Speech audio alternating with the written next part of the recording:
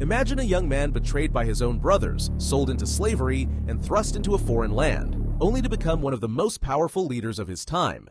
This is the extraordinary story of Joseph, a tale packed with shocking betrayals, miraculous dreams, and a rise to greatness that defies all odds. Stay with us as we reveal every twist and turn of Joseph's life, from the depths of despair to the heights of destiny. With unwavering faith and a divine plan guiding him, Joseph's journey unveils lessons that still resonate today. And yes, you'll see just how Joseph ultimately faces the brothers who betrayed him, revealing a surprising response that will leave you in awe. Be sure to subscribe for a deeper look into the most inspiring stories of the Bible, stories packed with unexpected lessons, hidden insights, and powerful truths that can transform your understanding and faith. The story of Joseph begins with intrigue and promise in the book of Genesis, chapter 37. Joseph, the favored son of Jacob, also known as Israel, held a unique place in his father's heart. Born to Jacob in his old age and as the first child of his beloved wife Rachel, Joseph was cherished above his brothers. This favoritism was undeniable, especially when Jacob gifted Joseph a special robe, called the coat of many colors. This vibrant robe quickly became a symbol of Joseph's unique status in the family, and it fueled resentment among his brothers. But beneath the surface, there was more at play than just jealousy over a garment. What truly set Joseph apart were his dreams, vivid prophetic dreams that seemed to hint at a divine destiny. His brothers' jealousy turned to anger when Joseph began sharing these visions, suggesting he would one day rule over them. In one dream, Genesis 37, 6-7, Joseph saw himself and his brothers binding sheaves of grain in a field when suddenly his sheaf stood upright while theirs gathered around and bowed down. This vision implied Joseph's future authority, a notion that only stoked his brothers' rage. And when Joseph later dreamt, Genesis 37:9, that the sun, moon, and 11 stars bowed to him, suggesting even his parents would pay him homage, the response was explosive. His brothers' jealousy turned to hatred, and even Jacob, though he adored Joseph, rebuked him for the implications. Yet Jacob couldn't shake the feeling that there was something more to these dreams, something divine. This would be the beginning of an incredible story of betrayal, resilience, and redemption that would shape Joseph's destiny and, ultimately, the fate of an entire nation. Joseph's dreams didn't just set the stage, they lit the fuse for an explosive family conflict that was about to ignite. Genesis 37:13. When Jacob sent Joseph to check on his brothers in a distant field, it was the perfect opportunity for his brothers, fed up with his favored status and prophetic dreams, to make him disappear. Genesis 37:18. As Joseph approached from afar, they hatched a deadly plan, plotting to kill him. Genesis 37:21-24. But Reuben, the eldest, convinced them to spare his life, proposing instead to throw him into a pit here in the wilderness, but do not lay a hand on him. So later, that he might rescue him out of their hands to restore him to his father. So when Joseph came to his brothers, they stripped him of his robe and the robe of many colors that he wore, and they took him and threw him into a pit. Genesis 37:25-28, 31-33. Just then, as fate would have it, a caravan of Ishmaelite traders appeared on the horizon, heading toward Egypt. Seeing their chance, Judah proposed a twist in the plan. Why not sell Joseph to the traders? The brothers agreed, and for 20 pieces of silver, they sold their brother into slavery, sending him on a journey that would change his life forever. To hide their betrayal, they dipped his iconic, multicolored coat in goat's blood and brought it to Jacob, leading their devastated father to believe that Joseph had been killed by a wild animal. Meanwhile, in the beginning of Genesis 39, Joseph was carried to Egypt and sold to Potiphar, a high-ranking officer in Pharaoh's court. Despite the dramatic shift from favored son to foreign servant, God's hand was upon him, and Joseph soon excelled at everything he did. Potiphar, noticing this, placed Joseph in charge of his entire household. Under Joseph's management, Potiphar's house flourished as God blessed everything he touched. But this blessing came with new trials. Potiphar's wife, taken with Joseph's handsome appearance, repeatedly tried to seduce him. Joseph, steadfast in his devotion to both God and Potiphar, resisted Genesis 39:9, telling her, "How could I do such a wicked thing and sin against God?" Angered by his rejections, she decided to turn the tables. Genesis 39:11. One day, she grabbed him by his cloak, demanding he lie with her.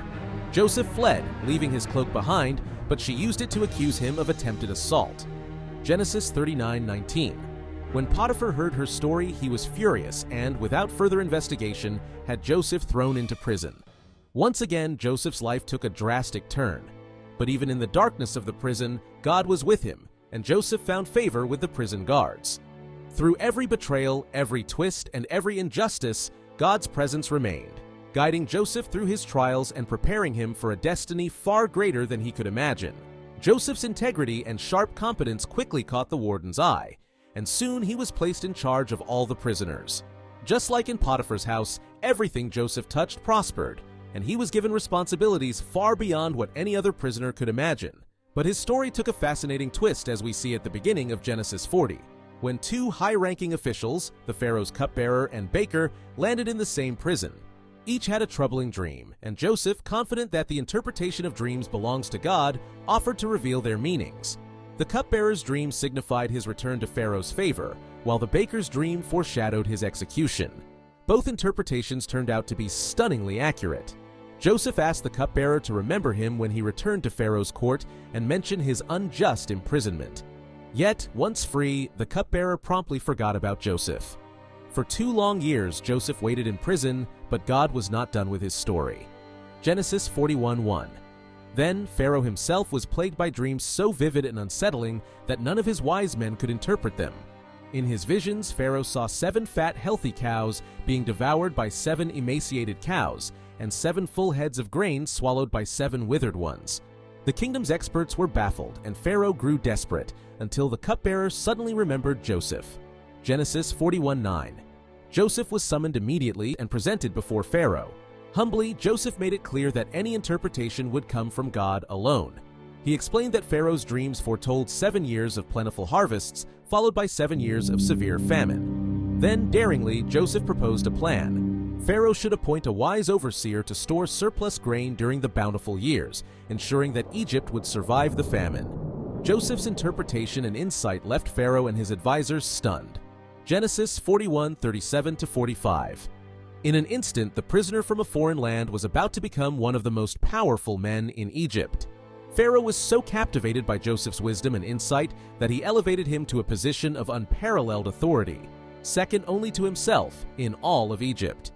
With his power secured, Joseph set to work, overseeing the collection and meticulous storage of grain during the abundant years, carefully preparing Egypt for the years of famine to come.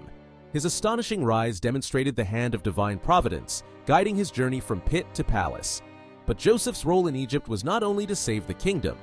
This position would soon allow him to reunite and reconcile with his family in ways he could never have dreamed of in his darkest moments. The stage was set for a miraculous story of redemption and restoration.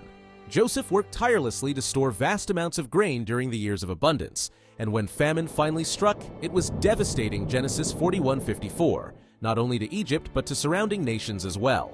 People from every corner of the region journeyed to Egypt in search of food, and among them were Joseph's own brothers. They came with no idea that the powerful man managing Egypt's food supplies was none other than their brother, whom they had sold into slavery years before. Genesis 42. When they arrived, Joseph instantly recognized them, but they had no idea who he was. Rather than revealing his identity, he decided to test them to see if they had truly changed. Speaking harshly, he accused them of being spies, insisting they bring their youngest brother, Benjamin, to prove their innocence. He even held one of the brothers, Simeon, as collateral and returned the others home with sacks of grain, and secretly returned their silver. Back in Canaan, Jacob was heartbroken at the thought of sending Benjamin to Egypt, fearing he might lose another beloved son. But as the famine worsened, they had no choice. When they returned with Benjamin, Joseph invited them to a grand feast, hiding his true identity while watching them closely. Moved by the sight of Benjamin, he had to step away to weep in private. But the final test was yet to come. Joseph had his silver cup planted in Benjamin's sack. When his steward caught up with them and accused them of theft, the brothers were horrified, and Judah pleaded with Joseph to take him as a slave instead of Benjamin. This act of self-sacrifice showed Joseph how deeply his brothers had changed. Overcome with emotion, he finally revealed his identity in Genesis 45:8, with his tears echoing through Pharaoh's household. "I am Joseph," he declared. "Is my father still alive?" His brothers were stunned, unable to speak. But Joseph reassured them, telling them not to be angry with themselves for what they had done, because God had sent him to Egypt to preserve their lives. Joseph embraced his brothers and sent them back to Canaan with provisions and a message to bring their father and all their families to Egypt. Pharaoh welcomed them warmly, offering the family the best land in Goshen. When Jacob learned that Joseph was alive, he was overwhelmed, declaring, "I am convinced. I will go and see him before I die." Genesis 45:28. The reunion between father and son was filled with tears of joy, a powerful culmination of years of pain and separation. Under Joseph's care, the Israelites thrived in Egypt. Meanwhile, the famine continued, and Egyptians and others bartered everything they had to survive. Through his unshakable faith, Joseph saved countless lives, and his legacy continued as one of incredible forgiveness, faith, and divine purpose. His final wish was that when God led his people out of Egypt, they would carry his bones with them, a prophetic act foreshadowing the Exodus. Joseph's story shines as one of the most powerful in the Bible, filled with profound lessons of resilience, forgiveness, and divine faithfulness. If this incredible journey has moved you, hit subscribe to discover more stories that reveal hidden truths and life-changing lessons straight from the Word of God. Don't miss out. Join us as we uncover even more amazing stories from the Bible.